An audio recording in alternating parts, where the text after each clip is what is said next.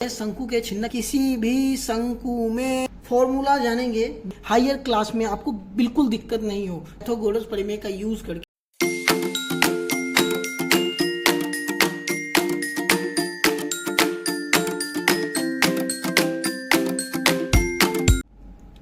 Hello everyone, कैसे आप सभी लोग। आज की वीडियो में हम बात करने वाले हैं शंकु के छिन्नक के बारे में। Frustum of a cone, frustum of a cone यानी कि शंकु का छिन्नक क्या होता है।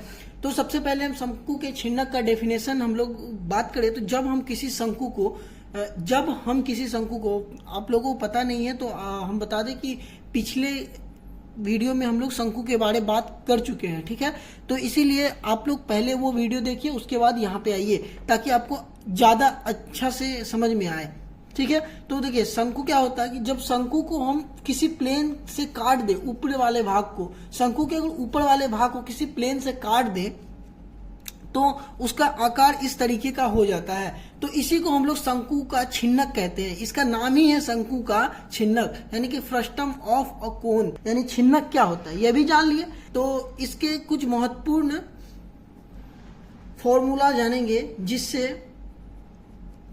जिससे क्या होगा कि मोटा मोटा आपको आइडिया होगा और आप शंकु के छिन्नक का प्रश्न आसानी से बनाएंगे। सबसे पहले हम बात करते हैं कि शंकु में आपको 2 रेडियस होगा।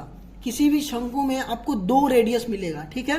तो किसी भी शंकु में, सबसे पहले लिखिए, किसी भी शंकु में यानी शंकु के छिन्नक में, किसी भी शंकु के छिन्नक में 2 रेडियस होगा, यानी कि त्रिज्या, यानी 2 त्रिज्या होगा, ठीक है।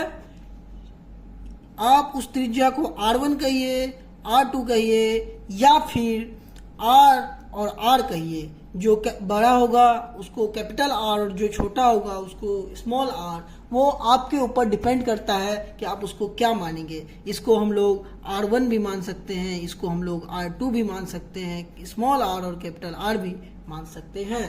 तो यह आप पर पूर्णतः डिपेंड करता है, यानी आप पर है कि आप क्या मान रहे हैं, ठीक है। और कभी कभी प्रश्न में भी दे दिया जाता है कि शंकु के छिन्नक का रेडियस R1 एंड R2 का वैल्यू ये है, तब आपको R1 R2 ही लेना है, या नहीं तो कभी कभी आपको स्मॉल r कैपिटल R भी दे देता है, तो आपको टेंशन नहीं लेना है। चलिए अब आप बात करते हैं।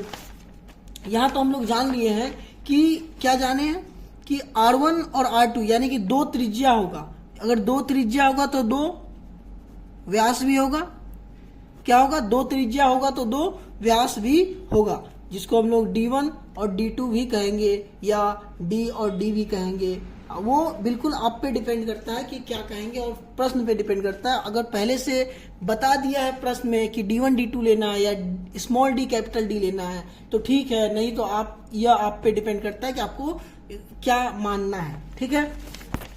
चलिए तो अब हम बात करते हैं कि रेडियस और डायमीटर का बात कर लिए हैं, यानी कि त्रिज्या, यानी त्रिज्या और व्यास तो हो गया 1 2।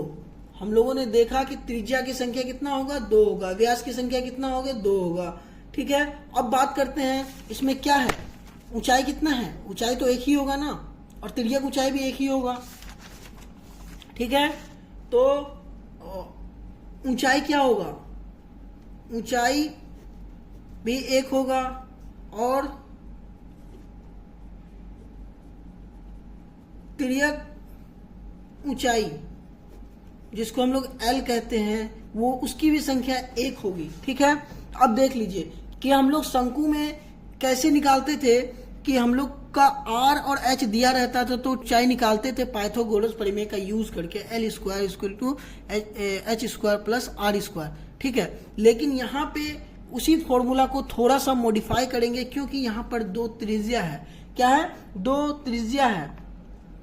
तो जब भी हम लोग L का वैल्यू निकालेंगे, यानी कि L निकालेंगे, तो हम लोग क्या लिखेंगे, R माइनस R का whole square plus H square, ठीक है। अगर ये देखिए, कंफ्यूज नहीं होना है आपको, पहले आप समझिए, ये कैपिटल R है, ये स्मॉल r है, ठीक है। ये H हो गया, ये L हो गया, तो L बराबर आपका फॉर्मूला ये हो जाएगा। अगर आप R1 R2 ले रहे हैं तो R1 माइनस R2 का whole square plus H square over root ये होगा। ठीक है, तो ये आप अपने अकॉर्डिंग इसको याद कर लीजिए, रट लीजिए, क्योंकि अगर ये सब आपको याद नहीं रहेगा तो फिर आप क्वेश्चन नहीं बना पाएंगे। ठीक है, अब देखिए ये तो हो गया फॉर्मूला, और भी कई फॉर्मूला है जो डायरेक्ट जिससे क्वेश्चन बनने वाला है। एक तो होगा TSA, टोटल सरफेस एरिया, जिसको संपूर्ण पृष्ठीय क्षेत्रफल। आप लोगों के सामने हम लोग TSA, CSA और वॉल्यूम ये सब थोड़ा थोड़ा टेक्निकल टर्म यानी कि थोड़ा इंग्लिश टर्म इसलिए बोल दे रहे हैं ताकि आपको आगे जा करके हायर क्लास में आपको बिल्कुल दिक्कत नहीं हो, नहीं तो आप लोग हिंदी मीडियम में ही फंस के रह जाइएगा। ठीक है, इसीलिए हम थोड़ा थोड़ा टेक्निकल टर्म बोलते हैं ताकि आगे जाके आपको बहुत बड़ा बोझ न लगे। ठीक है, तो आप लोग ये मत समझिएगा कि इसको हिंदी नहीं आता है। संपूर्ण पृष्ठीय क्षेत्रफल CSA, ठीक है, इसको बोलते हैं वक्र पृष्ठीय क्षेत्रफल। और एक होता है वॉल्यूम। वॉल्यूम को क्या कहते हैं इंग्लिश में, हिंदी में आयतन कहते हैं। क्या कहते हैं? आयतन। ठीक है, चलिए तो अब बताइए कि इन सभी में फॉर्मूला आपने याद कर लिया, तिर्यक ऊंचाई का फॉर्मूला कैसे निकालना है। अगर ये R1 R2 है, यहाँ पर देखिए R1 जो होगा ग्रेटर देन R2 होगा, हमेशा ये याद रखिएगा कि R1 जो है R2 से बड़ा होगा, तभी ये फॉर्मूला लगेगा। यानी कि कहने का मतलब ये है कि जो रेडियस बड़ा है उसमें से छोटे वाले को घटाना है। ठीक है, इसका डेरिवेशन, किसका डेरिवेशन, इन सभी का डेरिवेशन हम आपको करा देते हैं। ठीक है, लेकिन हम नहीं कराएंगे क्योंकि आपको जितना काम है उतना ही रखिए।